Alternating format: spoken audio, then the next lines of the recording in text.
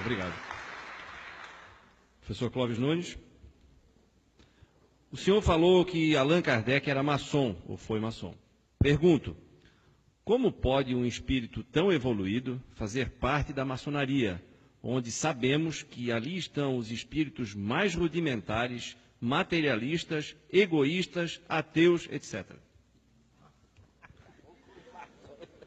A pergunta demonstra um desconhecimento total da maçonaria. Primeiro passo, primeiro desconhecimento absurdo. Ninguém entra na maçonaria se for ateu. Você só é maçom, só é iniciado na maçonaria se você crê em Deus. Se não acreditar em Deus, não entra na maçonaria. Veja que é o preconceito, né? A instituição é estigmatizada. O espiritismo também foi estigmatizado. A maçonaria é instituição de classe, gente. Tem nada a ver com coisa ruim. Os maçons todos são homens de bem. Um dos princípios da maçonaria é a família. Eles todos são filantrópicos. Onde tiver uma maçonaria no mundo, tem filantropia. Tem escola, tem instituição para amparar cegos, deficientes físicos.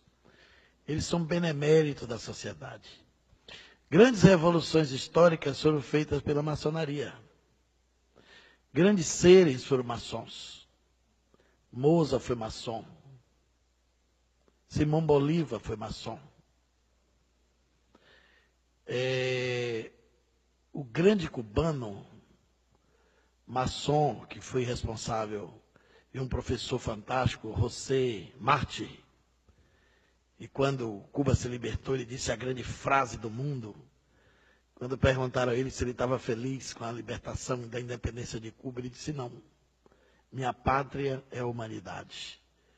E onde tiver uma nação opressa, eu não estarei feliz enquanto ela não encontrar sua liberdade. Andrada, o responsável pela Inconfidência Mineira, foi maçom. Leon Denis, o grande filósofo espírita, foi maçom até a sua morte. No Brasil, tem milhares de espíritas maçons, muitos maçons. A maçonaria é a reunião, um encontro que reúne as diferenças. Tem católicos, protestantes, muito poucos, mas tem, espíritas, tem padres maçons ativos, empresários, tem judeus maçons. O único critério exigido para você entrar, crer em Deus. A maçonaria não é ateia. Então, isso é um mero preconceito. Allan Kardec foi maçom antes de ser espírita. O fato é que antigamente no século XIX, aí vai o período da cultura, os maçons tinham um codinome. Eles tinham um pseudônimo. E não se apresentava com o nome original. Do mesmo jeito que Dom Pedro I foi maçom, e a maçonaria foi responsável pela independência do Brasil, foi tudo arquitetado lá, como a revolução também da Bolívia e outros grandes feitos da humanidade, foram conspirados na maçonaria. Tiradentes foi maçom. Tomás Antônio Gonzaga foi maçom. A Inconfidência Mineira toda foi maçônica. Então tem muitas coisas maravilhosas da maçonaria. E o grau 9º da maçonaria é um grau esotérico, onde se tem muito de espiritualidade. Eu não sou maçom, mas conheço a instituição. E fui numa loja maçônica em Curitiba, convidado para uma palestra.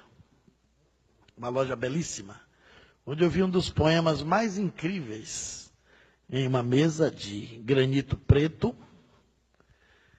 e uma luz em cima, as letras cravadas no granito, em baixo relevo, branco, e uma caveira perfeita, quase polida, belíssima. Tem gente que não acha beleza na caveira, mas essa era bonita. E na frente da caveira tinha um verso, e você lia assim: ó mortal que aqui me vês, nesse estado em que hoje estou, eu já fui como tu és, um dia serás como hoje sou.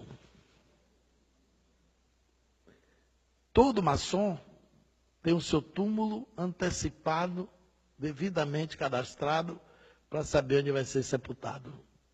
Eles acreditam na vida após a morte. Eles chamam de Grande Oriente Eterno. É claro que é uma instituição toda simbólica.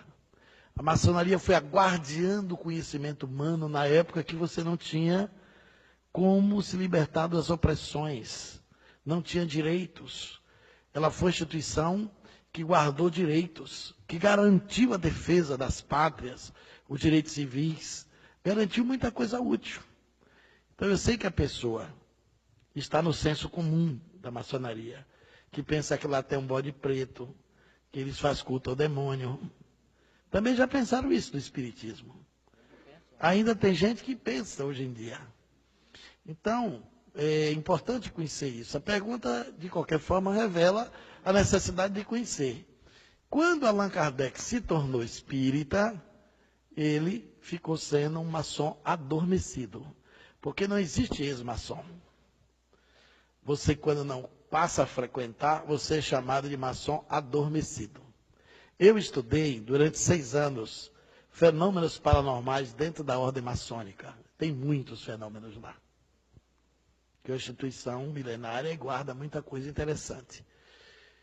E é uma instituição benemérita, que merece todo o nosso respeito, nosso aplauso e consideração. Claro que tem os maus maçons, mas também tem os maus cristãos, tem os maus espíritas, tem os maus padres, né? Tem os maus profissionais, tem os maus médicos, tem os maus advogados. Isso não macula a instituição. É um crime da estrutura humana. É um defeito humano que está em todas as posses e em todos os lugares.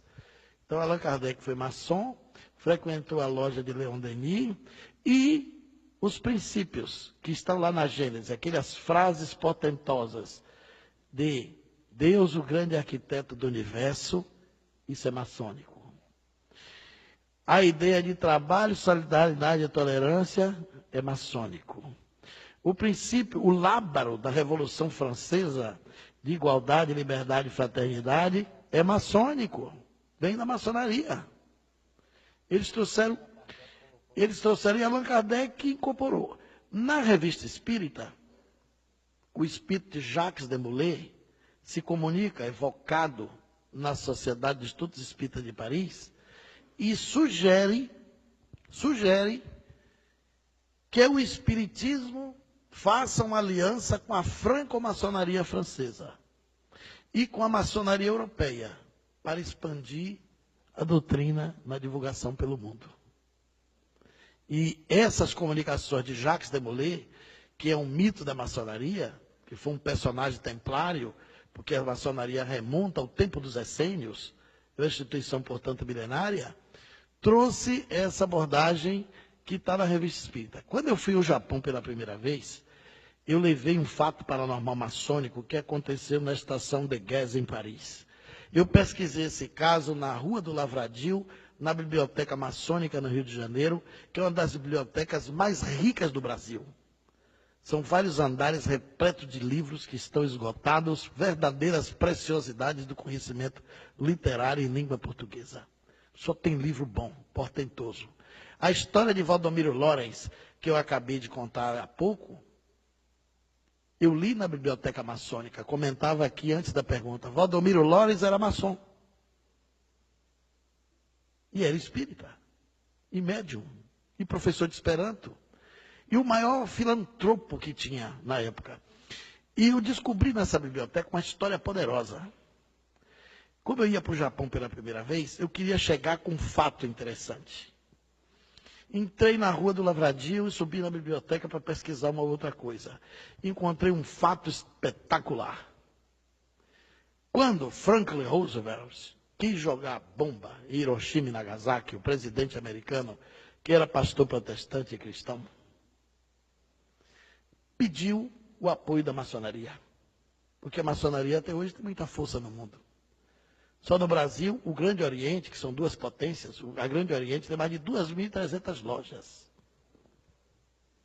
Você tem a Grande Loja e tem o Grande Oriente do Brasil, são duas potências. Aí o Franklin Roosevelt pediu apoio da maçonaria para jogar a bomba, porque ele não queria ficar sem lastro, sem suporte. A estação de Guess reuniu os veneráveis de toda a maçonaria francesa e da base da Europa.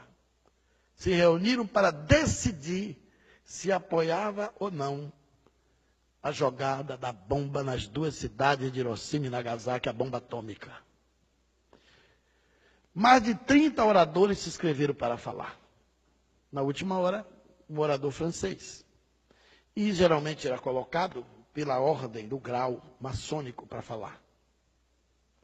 Esse homem tinha um grau elevado e 2 oradores pediram venha para falar depois, acabou que ele foi sendo o segundo orador. Ele falou durante 35 minutos. Todos os oradores suspenderam a palavra. A maçonaria foi contra a bomba. Ninguém precisou falar mais nada. O silêncio foi sepulcral. Feria todos os princípios maçônicos. Matar. Explodir bomba num povo inocente, matar civis. Os princípios maçônicos são todos princípios pacifistas, de fraternidade universal. Quando esse orador terminou, teve um jantar maçônico. Procuraram o homem. O homem desapareceu. Sumiu. 2 secretários da loja, no outro dia, foram mexer nos arquivos. E viu um livro. No livro tinha uma fotografia, uma pintura. E era o orador. E foram mostrar o venerável da loja. Olha aqui, o orador de ontem. Ele disse, impossível. Será que foi ele mesmo? Ficaram na dúvida. E o rapaz disse, foi eu que fiz a inscrição dele. O orador se chamava Conde Saint-Germain. Estava morto há muitos anos.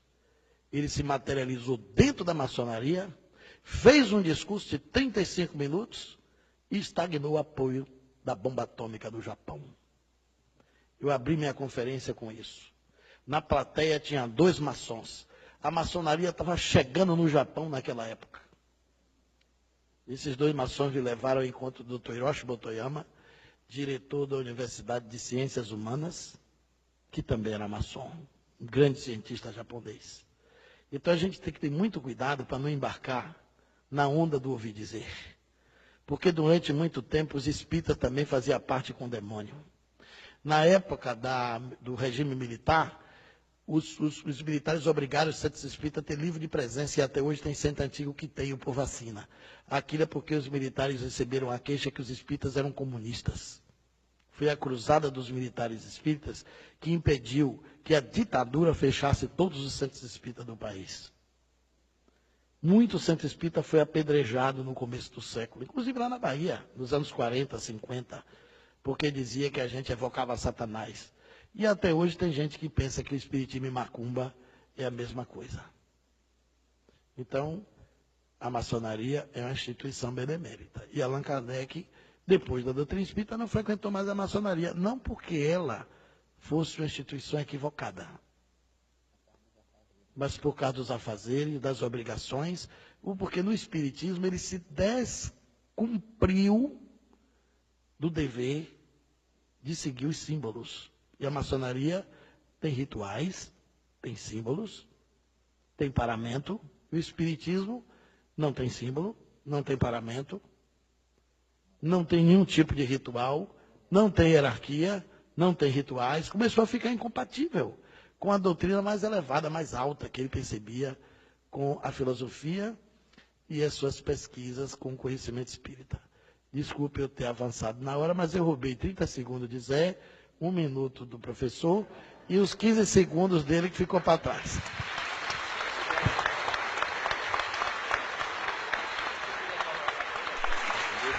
Eu queria só fazer um complemento, porque, isso aqui, olha, não é uma biblioteca ambulante.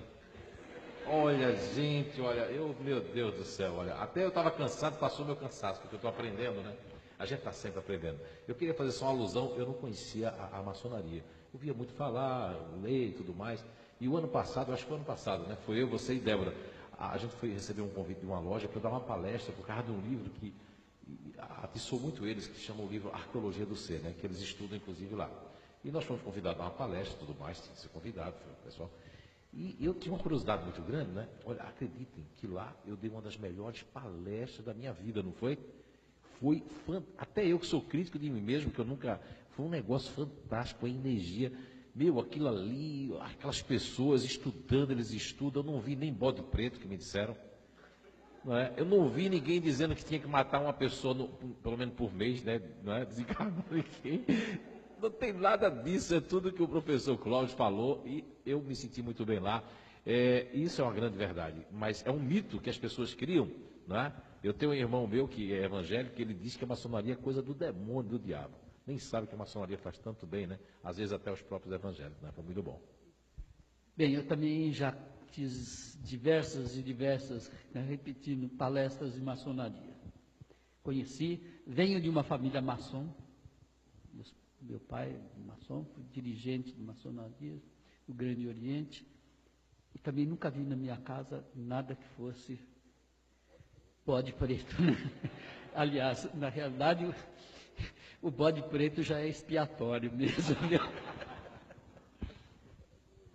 Eu não poderia ser ingrato com a maçonaria. Eu recebi já inúmeros convites na minha vida para ser maçom, mas devido à questão da seriedade que representa, eu convivi 35 anos com um maçom, grau 33, foi diretor de loja.